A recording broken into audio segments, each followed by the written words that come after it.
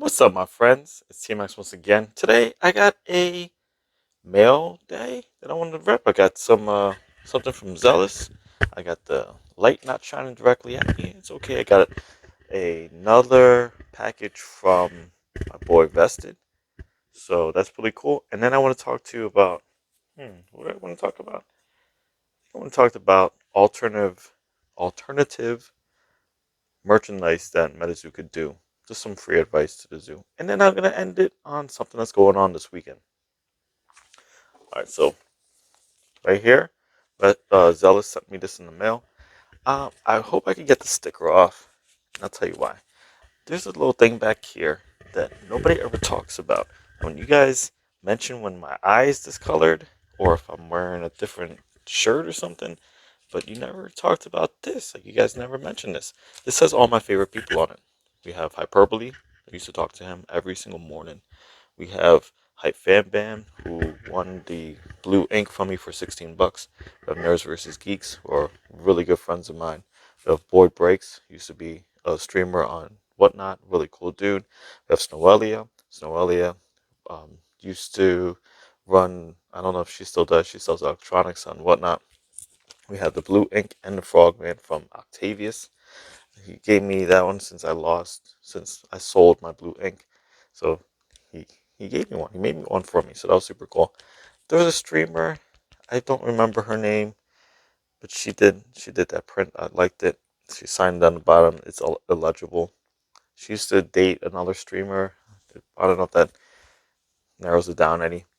There's KV. KV's a comic book selling. He's a really cool guy. Board breaks again. Wolfman collects. Another streamer and whatnot. Dr. Gyarados. I think everybody knows Dr. Gyarados, at least used to. He used to run all the time on whatnot.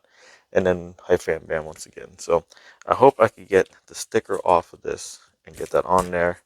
I'm going to try it. Looks like it ripped into a million pieces. Maybe I could slide that on there somehow. Get that in there. Waste a little bit of time on El Camarone. Camarone is actually shrimp, not a camera. Alright, it's in there. There we go. Another one of my favorite people. He's on there. He'll be on there for life now. Till this place burns to the ground. Alright, let's open it up, see what we got. I think this is from the Don't Tell Anything series. Don't Tell a Soul. It's starting to rain. Alright, so Zealous TCG is what it says on this side. And the other side, I don't know if you can see it with the bad lighting that I have. It says TMX Comics. It has a little frogman. So it's pretty cool. It looks like there's another sticker in there. And a piece of tape that looks like Vermont holding it together. Alright, let's see. I got the game on in the background. Yankees in 5. Wow, that's pretty sick. The holographic is really nice. Project number 2. Man, that's super nice. Oh, I got another sticker. Nice. So I didn't need to rip it off the envelope. All I had to do is take it there. But I'll put that right back on here. And I'll find a good place for that. Maybe I'll use the sticker for... I have a lunchbox. I'm going to do lunchbox. And I keep all my cards for the con like that I, get to sell. But thank you, Zealous. Thank you for shouting out me on the video today as well. Now this one is from Vested. I think Vested. So he was buying a lot of stuff from Quote. Just an inner envelope. And yeah, this is super nice. So he got me the silver party token. Again, I don't know if you can see it. Silver party token. And it's 580 out of 850. And 5/8 is my birthday. So it's listed on there twice. So I tried to get it. I wasn't able to get it. But he got it for me. So thank you so much, Zealous. Vested. I want to call him Zested sometime. And I think there's another piece right here. Alright. Looks like there's original artwork. I can't tell which side is which. It looks like a evil Gigi bird. I guess this side is the right side. That is super cool. It's original artwork. Looks like it's not signed. Not sure who did that, but it looks really cool. There's a lot of detail on this. Thank you so much, Mr. Vested, or like I call you, Zesty Zested. I'm gonna frame that and hang that up. I had a little wall of stuff like that upstairs, and when the bankruptcy happened, I just took it down piece by piece. Alternative merchandise. So it looks like there's some reason why Metazoo is not doing collaborations, that it's not doing mini sets. It's apparent. Not sure why, but maybe there's something contractual, maybe something just business wise that they're saying they don't want to do that. But they do have the IP. They did buy the likeness of all these cryptids. They did buy original artwork like that. I think that's actually owned by Metazoo. Please don't come after me, Anonymous Bob. But I think they own all of the previous art, at least the original art that wasn't stolen by Waddell and Andy and Bailey or whoever had hands on it, who took it. What you can do is use that in different ways. I know some printers, if someone needs to contact me and I can help out, but you could print out art books. So it could be on hardcover, which could be costly, or you could do art books in a comics format that's thinner, and it could just be arts from different sets. I think it'd be really cool if you see like the original art, and it's just panels of art. It doesn't have to be a story. It's really easy to do, and then you can have people sign it. You can have that. It could be as a souvenir, and people can sell the art book for $5-10, and then they can go and get it signed by their artist, and they can collect all the signatures and stuff. I think that'd be really cool.